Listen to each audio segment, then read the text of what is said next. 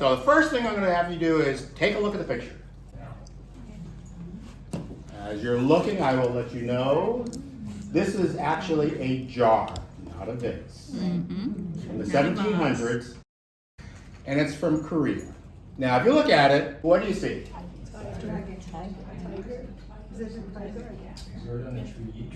Okay, so I hear one tiger. What else do I hear? A bird. A bird.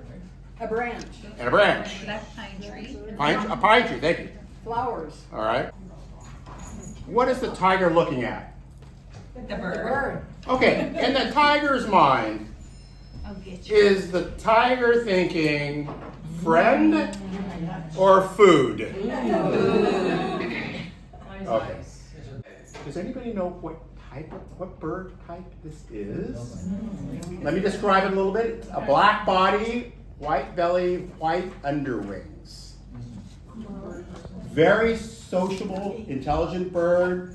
Cousins to ravens, crows, and jays.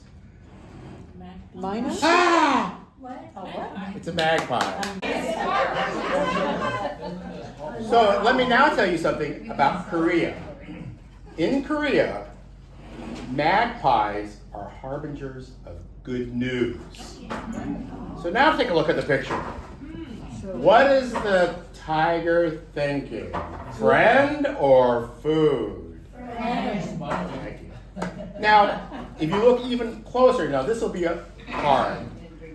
What's the most unusual thing that you see in the picture? He's smoking a pipe. He's smoking a pipe. He is smoking a pipe. So, why do you think someone would paint a picture with a tiger with a pipe hanging out of his mouth? What is the artist trying to tell us? In Korea, instead of saying once upon a time, they say long ago when tigers smoked pipes. And that's the introduction to our story.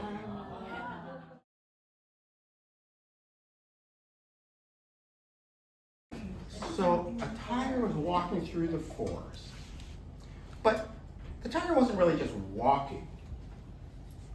He was on the prowl because he hadn't eaten in 3 days. So he was looking for anything that he could eat. He was so focused on what was in front of him, far in the distance, to see any movement, that the next thing he knew, he took a step and fell into a huge pit. Fortunately, he didn't hurt himself, but as he stood up, he looked up and the pit was really deep. But tiger's strong legs, good claws, no problem.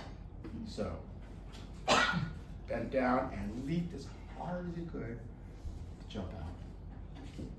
But he couldn't do it. It was still, he grabbed onto the sides, but his claws just slid down. Now, the tiger was pretty optimistic. Okay, that didn't work. I'll figure something else out. Hours go by, and more hours go by, and now the tiger's getting a little worried. He hasn't heard anything from above. He's thinking, wow, I mean, I guess I could starve down here. Then all of a sudden he hears this little rustle. Oh, and he starts yelling out, help, help, help. And on the very edge of the pit, he sees 2 eyes peering over.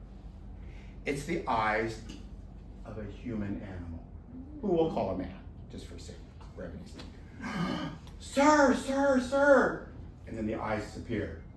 Wait, come back, come back, come back, come back. The eyes appear again, and then the nose and mouth, and it's the man looking down. Sir, please help me. I'm stuck down here. I cannot get out. You're the first thing I've seen since for hours. Now the man is all by himself. He has no weapons. And he's looking down into this hole with an adult tiger, who obviously looks pretty agitated and who knows, and wants to get out.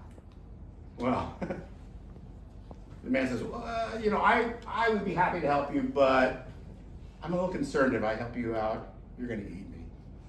Oh, sir, I promise. I promise, if you help me out, I will not eat you. So the man thought and thought, and the tiger made the saddest eyes he could. He says, okay. And he looks around and he sees a fallen tree. So he pulls the tree over to the edge of the pit. Back up. And he pulls it over more and more, pushing it over till it falls in. So now it's like this. The tiger scrambles up. Free. He rushes over the man and starts licking his hand in gratitude. Oh, thank you. But as he licks the man's hand, the man is so scared. He's a bit sweaty. And that salt? Oh. So he starts looking more and higher and higher and higher. And then the tiger starts walking around the man.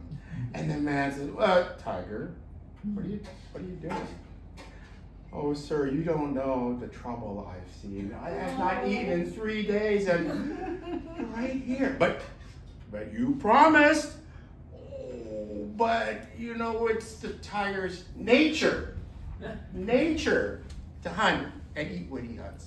So you can't blame a tiger for, what's natural. Now the man is worried. No. Wait.